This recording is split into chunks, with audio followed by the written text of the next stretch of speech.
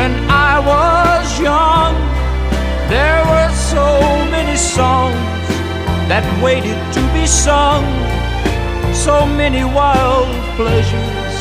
that lay in store for me, and so much pain my dazzled eyes refused to see. I ran so fast the time, and youth at last ran out, and I never stopped to think what life was all about. And every conversation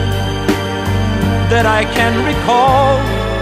concerned itself with me and nothing else at